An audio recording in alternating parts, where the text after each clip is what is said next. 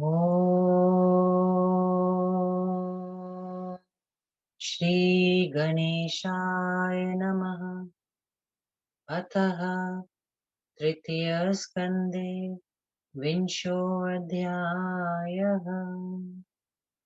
व्यास उवाच इति वादीनि भूपाले केरलाधिपतौ तदा प्रत्युवाच महाभाग युधाजिदपि पार्थिवः नीतिरेषा महीपाल यत्प्रविशी भवानिह समाजे पार्थिवानां वै सत्यवाग्विजितेन्द्रियः योगेषु वर्तमानेषु कन्यारत्नं कुलोद्वह अयोग्योर्हति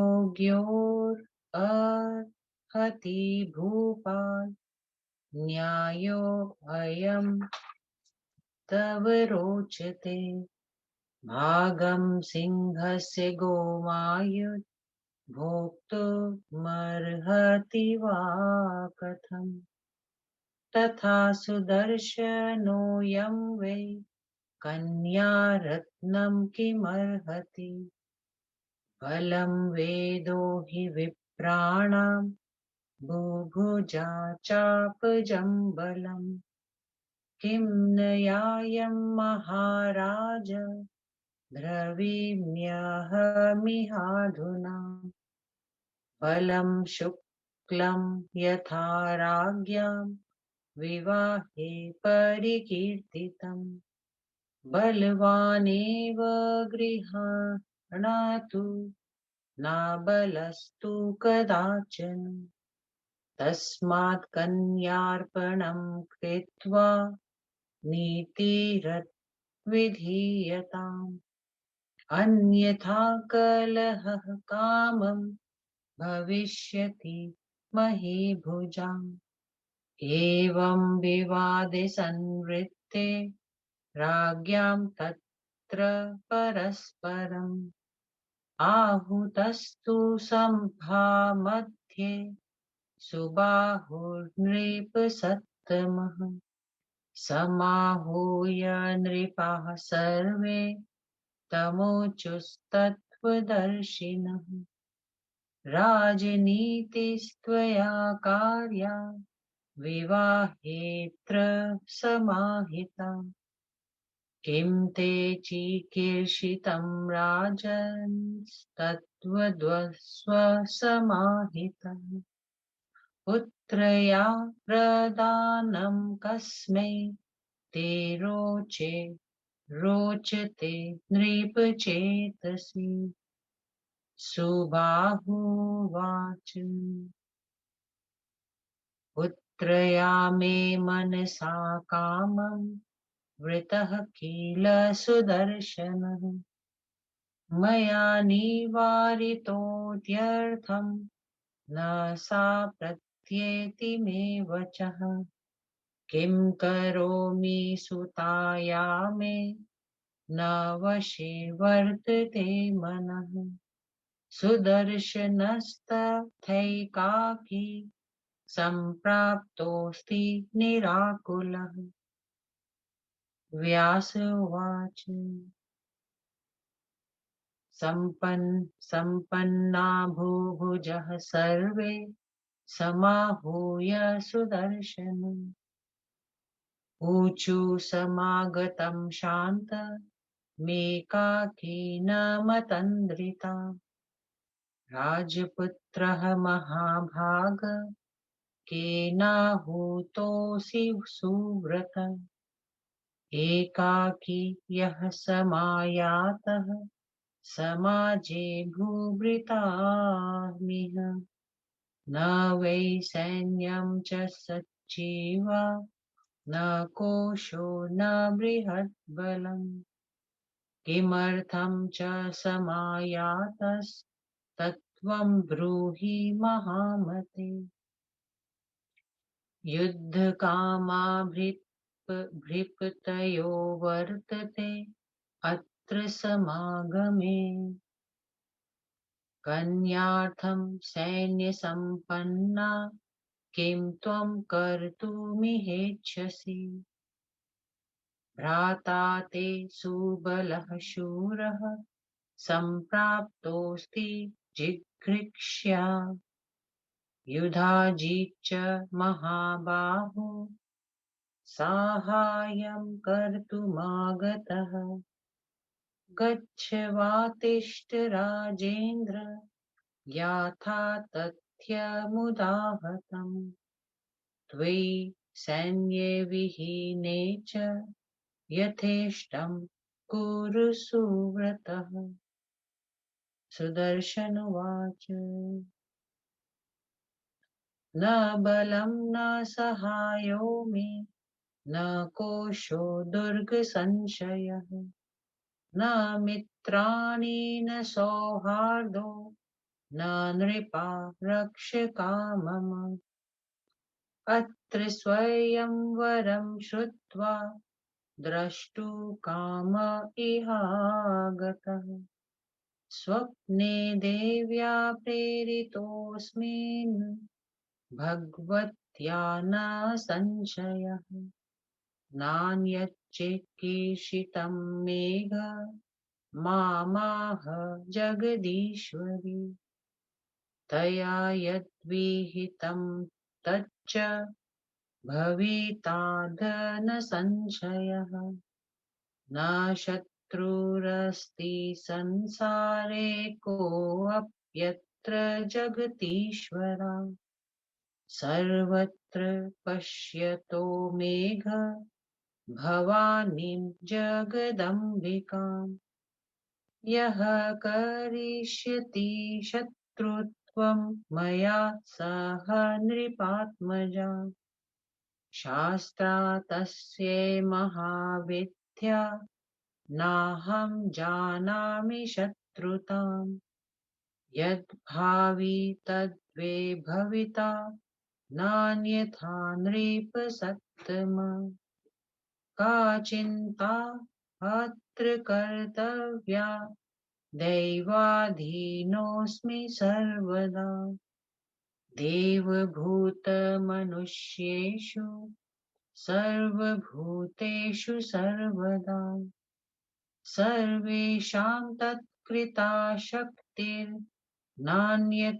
नृपसत्तमा सायं चिकीर्षते भूपं तं करोति नृपाधिपा निर्धनं वानरं कामं का चिन्ता वै तदा मम तामृते परमां शक्तिं ब्रह्म विष्णुहरादयः न शक्ता स्पन्दितुं देवा का चिन्ता मा तदा नृपा अशक्तो वा सशक्तो वा यादृशस्तादृशस्त्वहं तदा नृपाधैव सम्प्राप्तोऽस्मिन् स्वयंवरे सा यदिच्छति तत् कुर्यान् मम किं चिन्तनेन वै नात्र शङ्का प्रकर्तव्या सत्यमेतद् ब्रवीम्यहम् जये पराजये लज्जा न मे त्राण्वपि पार्थिवा भगवत्यासु लज्जास्ति तद्धीनोऽस्मिन् सर्वथा व्यास उवाच इति तस्य कर्ण वचनं राजसत्तमा ऊचु परस्परं प्रेक्ष्य निश्चयज्ञान नराधिपा सत्यमुक्तं त्वया साधो न मृथा न मिथ्या कर्हिचित् भवेत् तथाप्युज्जयिनीनाथ्यस्त्वां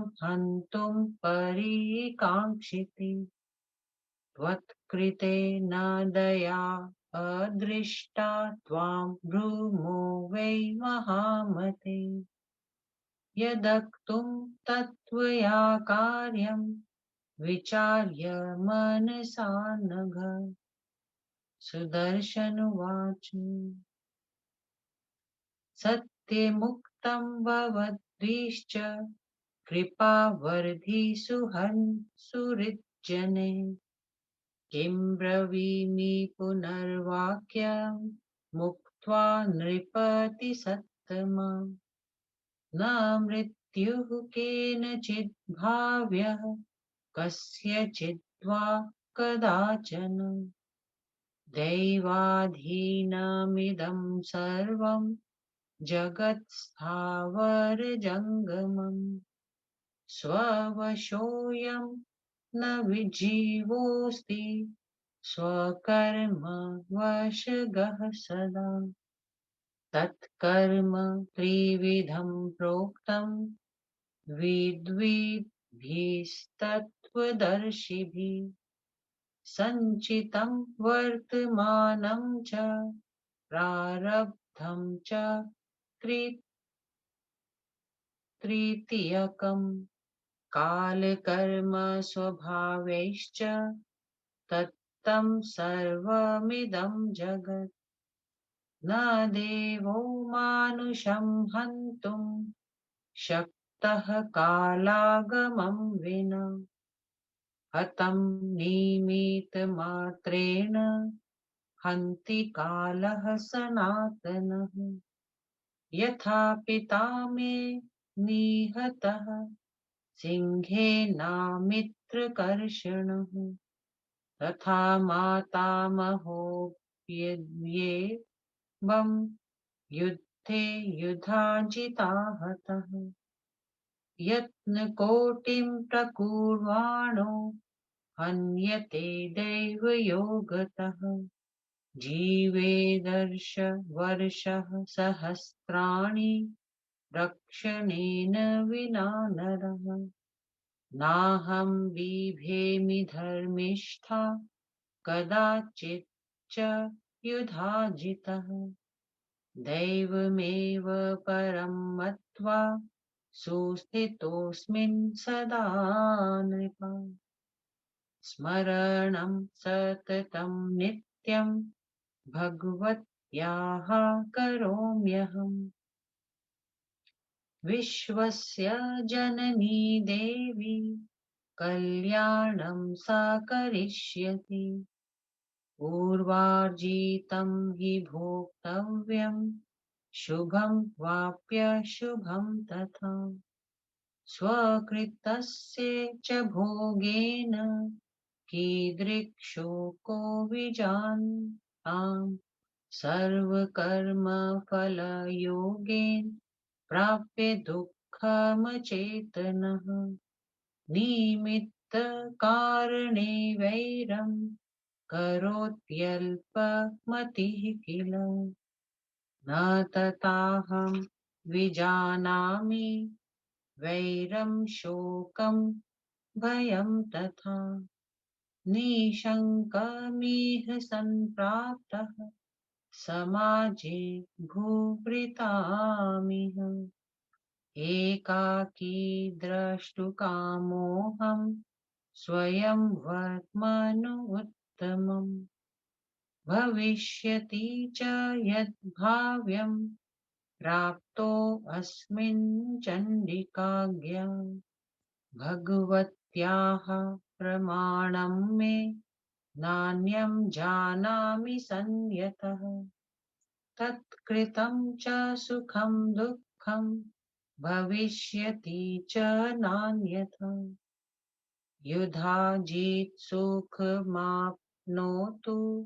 न मे वैरं नृपोत्तमा यः करिष्यति मे वैरं स प्राप्स्यति फलतथा व्यास उवाच इत्युक्तास्ते तथा तेन सन्तुष्टा भूवजः स्थिता।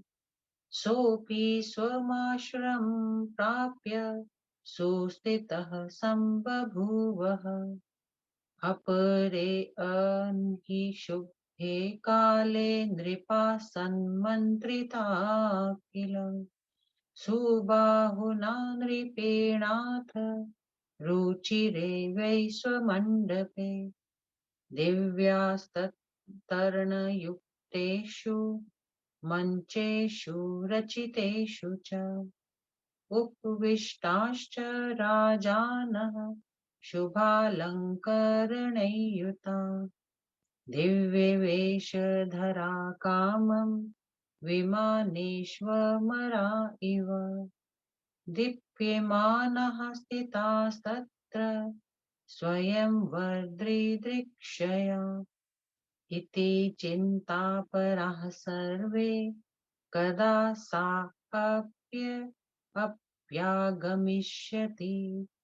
भाग्यवन्तं नृपश्रेष्ठं श्रुतपुण्यं वरिष्यति। यदा सुदर्शनं दैवात् स्त्रजा सम्भूषयेदिह। विवादो वै नृपाणां च भविता नात्र संशयः। इत्येवं चिन्तयमानास्ते भूपा मञ्चेषु संस्थिता। वादित्रघोषः सुमहानुत्थितो नृपमण्डपे।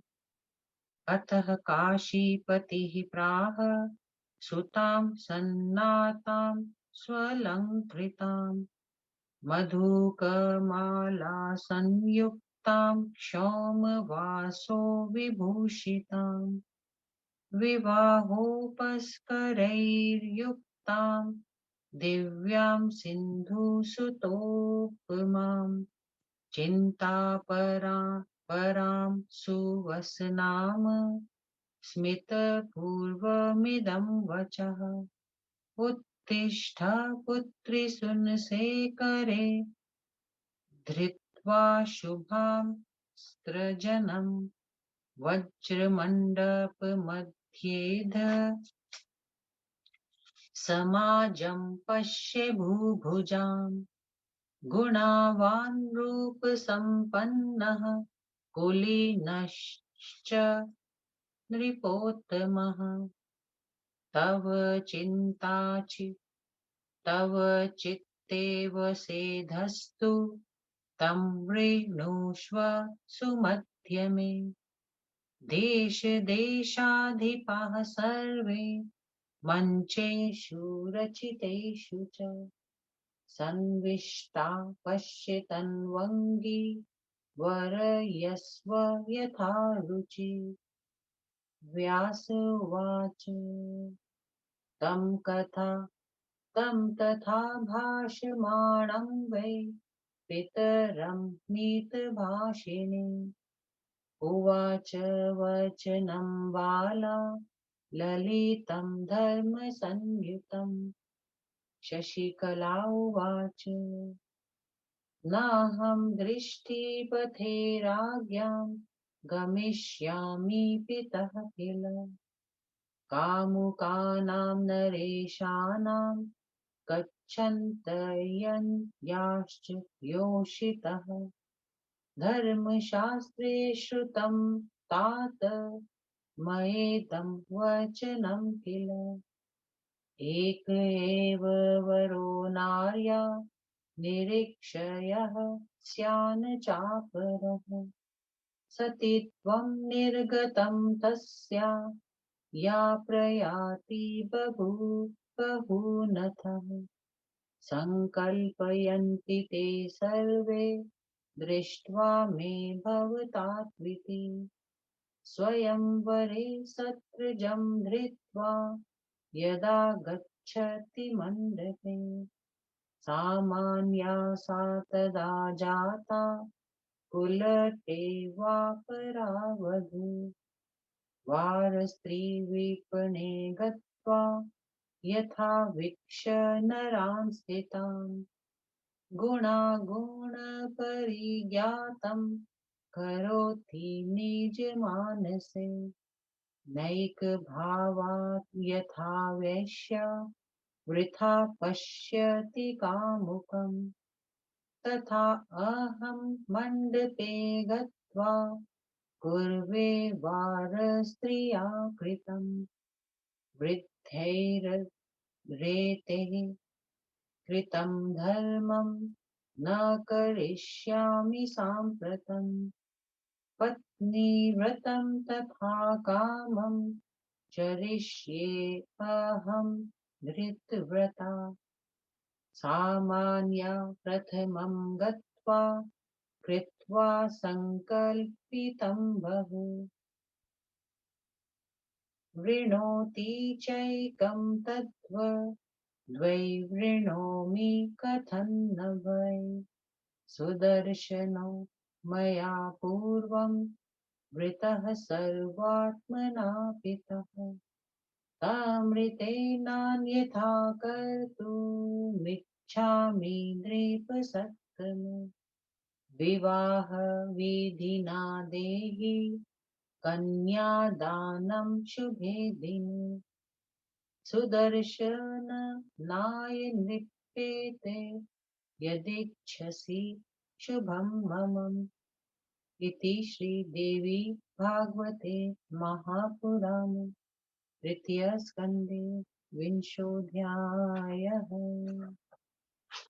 स्वयंवर मंडप में राजाओं का वाग युद्ध और कन्या का सुदर्शन को वरने की इच्छा करना। व्यास जी बोले, हे महाभाग, केरलाधिपति के ऐसा कहने पर राजा युधाजीत ने कहा, हे महाभाग, जो आप कह रहे हैं क्या वही नीति है? राज समाज में आप सत्यवादी और जितेंद्री माने जाते हैं। हे कुलभूषण, योग्य पुरुषों के रहते हुए एक अयोग्य व्यक्ति का कन्या रत्न पाना क्या आपको न्याय संगत जान पड़ता है? क्या सिंह के भाग को सियार भोगेगा? उसी प्रकार क्या सुदर्शन उस कन्या रत्न को पाने का अधिकारी हो सकता है? ब्राह्मणों का बल वेद में और क्षत्रियों का बल उनके धनुष में होता है। हे महाराज, ऐसा कहकर मैं क्या अन्याय कर रहा हूँ? क्षत्रियों के विवाह में बल ही शुक्ल होता है। बलवान क्षत्रिय ही कन्या को पाता है, निर्बल व्यक्ति उसे कदापि नहीं पा सकता। अतएव कोई शर्त लगाकर ही कन्या के विवाह की नीति निश्चित की जाए, नहीं तो राजाओं में परस्पर बहुत बड़ा झगड़ा हो सकता है। उन राजाओं में इस प्रकार विवाद उपस्थित होने पर कन्या के पिता नृप सत्तम महाराज सुबाहु को उस राजभाग में बुलवाया गया। उन्हें बुलवाकर उन तत्वदर्शी राजाओं ने कहा, राजन, इस विवाह के लिए आपको हम लोगों द्वारा निर्धारित पर्ण स्वयंवर की नीति अपनानी चाहिए। हे राजन, अब यह बताइए कि आप क्या करना चाहते हैं। हे नृप, आपने अपने मन में किसे कन्या देने का निश्चय किया है? राजा सुबाहु बोले, मेरी पुत्री ने मन ही मन सुदर्शन को पति बनाने का निश्चय कर लिया है। मैंने उसे बहुत रोका, पर वह मेरी बात नहीं मानती। मैं क्या करूं? मेरी पुत्री का मन वश में नहीं है। वैसे ही सुदर्शन भी अकेला ही निडर होकर यहाँ आ पहुंचा है। व्यास जी बोले, तब उन श्रेष्ठ राजाओं ने सुदर्शन को बुलवाया। उस शांत और एकाकी सुदर्शन के आने पर उन्होंने पूछा, हे राजपुत्र, हे महाभाग, हे सुव्रत, तुम्हें यहाँ किसने बुलाया जो तुम अकेले इस राजमंडली में आ पहुंचे? तुम्हारे साथ न सेना है, न मंत्री है, न कोष है, न वीर योद्धा ही है। फिर तुम यहाँ कैसे पहुंच गए? तुम यहाँ किस लिए आए हो, सो साफ साफ बतलाओ। इस भीड़ भाड़ में बहुतेरे राजे उस कन्या को पाने तथा युद्ध के लिए अपनी अपनी सेना के साथ आए हुए हैं। तुम क्या करना चाहते हो? तुम्हारा बलवान भाई शत्रुजीत एक अच्छी सेना के साथ कन्या को प्राप्त करने आया है। उसकी सहायता के लिए महाबाहु राजा युधाजीत भी आ गए हैं। हे राजेंद्र, तुम सेना विहीन हो, इसलिए मैंने सब बातें साफ साफ बतला दी। हे सुव्रत, अब तुम रहो या चले जाओ, जो इच्छा हो सो करो। सुदर्शन ने कहा, न मेरे साथ सेना है, न कोई सहायक है, न कोष है, न किला है, न मंत्री है, न कोई सगा संबंधी है, और न यहाँ मेरी रक्षा करने वाला कोई राजा ही है। यहाँ स्वयंवर होने का समाचार सुनकर उसे देखने के लिए मैं चला आया। स्वप्न में स्वयं भगवती ने मुझे यहाँ आने की प्रेरणा दी है। मेरी अपनी कोई भी आकांक्षा नहीं है। यहाँ आने के लिए भगवती ने कहा है। उन्होंने जो विधान रच दिया होगा वह होकर ही रहेगा। हे राजाओं, संसार में मेरा कोई शत्रु नहीं है। मैं तो सर्वत्र जगदम्बा को विराजमान देख रहा हूँ। हे राजकुमारगण, जो मेरे साथ शत्रुता करेगा उसे भवानी महाविद्या दंड देगी। मैं तो शत्रुता को जानता भी नहीं हूँ। हे नृप सत्तम गण, जो होना होगा वह होगा ही। इस विषय में विशेष चिंता बेकार है। मैं तो सदा भाग्य के भरोसे रहता हूँ। हे राजाओं, सभी देवताओं, भूतों, मनुष्यों तथा अन्य प्राणियों में एकमात्र भगवती ही शक्ति विद्यमान रहती है। उसके सिवाय और कहीं कुछ नहीं है। हे राजाओं, वे जिसे चाहती हैं उसी को राजा बना देती हैं। हे निर्धन मनुष्य को धनवान कर देती हैं। तब मुझे किस बात की चिंता है? उस परमा शक्ति के बिना ब्रह्मा विष्णु शिव आदि देवता हिलडुल भी नहीं सकते। हे नरेशो, तब मुझे किस बात की चिंता है? मैं सशक्त हूँ या अशक्त, जो कुछ भी हूँ, उन्हीं महामाया की प्रेरणा में मैं इस स्वयंवर में आया हूँ। वे जो चाहेंगी सो करेंगी। मेरे सोचने से क्या होना है? मैंने जो कुछ कहा वह सर्वथा सत्य है। इस विषय में शंका नहीं करनी चाहिए। हे राजाओं, जय पराजय में मुझे अणुमात्र भी लज्जा नहीं है। लज्जा तो उन भगवती को होगी जिनके जिनके मैं सदा अधीन रहता हूँ। व्यास जी बोले कि सुदर्शन के इन वचनों को सुनकर राजाओं ने कहा, हे साधो, आपका वचन सत्य है, वह कभी मिथ्या नहीं हो सकता। लेकिन फिर भी उज्जैनी नरेश महाराज युधाजीत आपको मार डालना चाहते हैं। आपके प्रति उनके मन में तनिक भी दया नहीं है। यह मैंने आपको बतला दिया है। हे अनग, आप अपने विचार में मन के जो उचित समझिए सो करिए। सुदर्शन ने कहा, आप लोग बड़े कृपालु हैं और बड़े सुहृदय पुरुष हैं। आपका कथन यथार्थ है, किंतु इस बात पर मैं और कह भी क्या सकता हूँ। कभी भी किसी के हाथों किसी की भी मृत्यु हो सकती है, क्योंकि स्थावर जंगात्मक समस्त विश्व भाग्य के अधीन रहता है। जीव स्वतंत्र नहीं है, वह सदा अपने कर्म के वश में रहता है। वह कर्म तत्वदर्शी विद्वानों के कथनानुसार तीन प्रकार का होता है, जैसे सच्चित, वर्तमान और प्रारब्ध।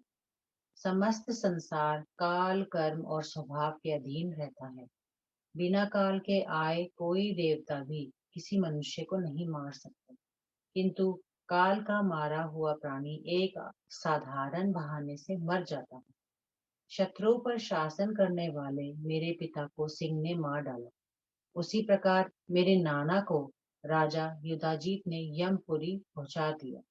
जिसका काल समीप आया रहता है वह करोड़ों यत्न करने पर भी मर ही जाता है, और जिसका ऐसा दैव योग नहीं आया रहता, वह अपनी रक्षा का कोई प्रभाव न करके भी हजारों वर्ष जीवित रहता है।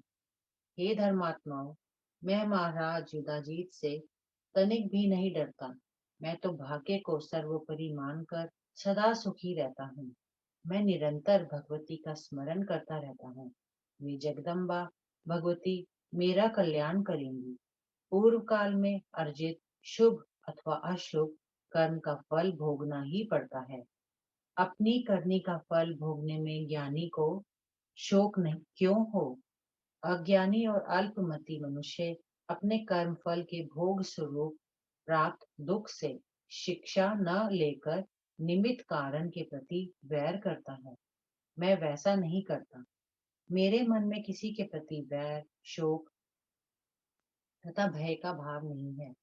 तभी तो निर्भय होकर इस राजसभा में मैं अकेला यह उत्तम स्वयंवर देखने के लिए आ उपस्थित हुआ हूँ। मैं भगवती चंडिका की आज्ञा से यहाँ आया हूँ। अब जो होना होगा सो होगा। मैं भगवती की आज्ञा को ही सर्वश्रेष्ठ मानता हूँ और कुछ नहीं जानता। उन्हीं की उन्हीं का दिया हुआ दुख सुख प्राप्त होगा, यह सर्वथा सत्य है। हे नृपगण, महाराज युधाजीत सुखी रहें। मेरे मन में उनके प्रति तनिक भी वैर भाव नहीं है। जो मेरे साथ वैर करेगा वह उसका फल पाएगा। व्यास जी बोले, सुदर्शन के ऐसा कहने पर वहां उपस्थित सब राजे बहुत संतुष्ट हुए। इसके बाद सुदर्शन अपने निवास स्थान को लौट गए। दूसरे दिन शुभ मुहूर्त में महाराज सुबाहु ने अपने सुंदर मंडप पर सभी राजाओं को आमंत्रित किया। तब दिव्य बिछौने बिछे हुए मंचों पर सुंदर वस्त्राभूषण धारण कर करके वे सब राजे आ विराजे। उन सबके वेश दिव्य थे। अतएव मंच पर बैठने के बाद वे विमानों पर विराजमान देवताओं के समान दिख रहे थे। सर्वथा दैदीप्यमान होते हुए वे स्वयंवर देखने के लिए बैठे हुए थे। उन सबको यह चिंता थी कि राजकुमारी कब आएगी और किस भाग्यवान एवं पुण्य श्लोक नृप श्रेष्ठ को पति रूप में वरण करेगी। दैवात यदि उसने कहीं सुदर्शन के गले में वरमाला डाल दी तो राजाओं में परस्पर झगड़ा हो जाएगा, इसमें संदेह नहीं है। ऐसा सोचते हुए वे राजे मंचों पर बैठे थे। उसी समय मंडप में अनेक वाद्यों का घोष सुनाई पड़ा। तदंतर स्नान करके भली भांति अलंकृत रेशमी वस्त्र पहने और मधुक के पुष्प की माला हाथों में लिए कन्या शशिकला से महाराज सुबाहु ने कहा, विवाह की सामग्री लिए महारानी लक्ष्मी के समान दिव्य भगवती दुर्गा के ध्यान में लीन एवं सुंदर वसंधारिणी शशिकला से तनिक मुस्कुराकर महाराज सुबाहु बोले, हे सुंदर नासिका वाली पुत्री, अब उठो, हाथ में शुभ माला लेकर मंडप में चलो और वहां उपस्थित राजाओं के समुदाय को देखो। हे सुमधे, इनमें से जो नृपश्रेष्ठ तुम्हें गुणवान, रूपवान और कुलीन जचे और जो तुम्हारे मन में बस सके, उसी के गले में ये माला डाल दो। हे तवंगी, उन सुसज्जित मंचों पर देश देशांतर के राजे बैठे हुए हैं। उन्हें देखो और जो पसंद आए उसे पति रूप में वरण कर लो।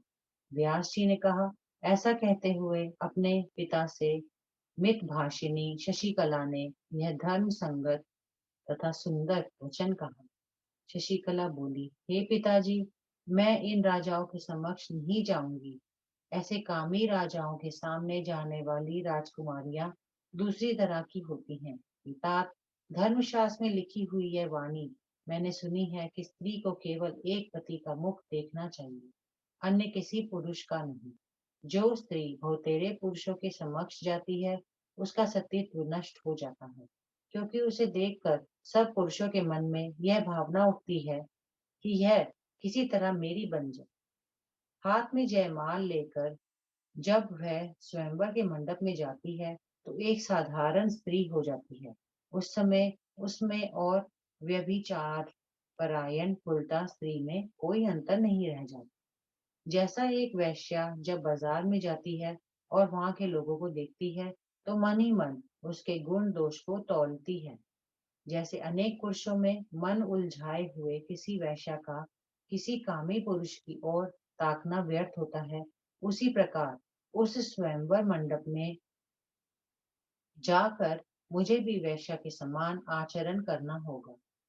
कुल के वृद्ध जनों की चलाई हुई इस परंपरा के अनुसार मैं ना चलूंगी, क्योंकि मैं पतिव्रता हूँ। अतएव अपने पत्नी व्रत के धर्म का पालन करूंगी। जैसा साधारण लड़कियां स्वयंवर मंडप में बहुतेरे पतियों का संकल्प करके बाद में उनसे किसी एक को चुनती है, वैसा मैं क्यों करूं? हे पिताजी, मैंने पहले ही सुदर्शन को पति मान लिया है। हे महाराज, उसके सिवाय मैं और किसी को पति नहीं बना सकती। हे नृपते, यदि आप मेरा कल्याण चाहते हो, तो वैवाहिक विधि के अनुसार किसी शुभ दिन मुझे सुदर्शन के हाथ में कन्यादान दे दीजिए। इति श्री देवी भागवते महापुराणे भाषा टीकायां विंशो अध्याय। ओम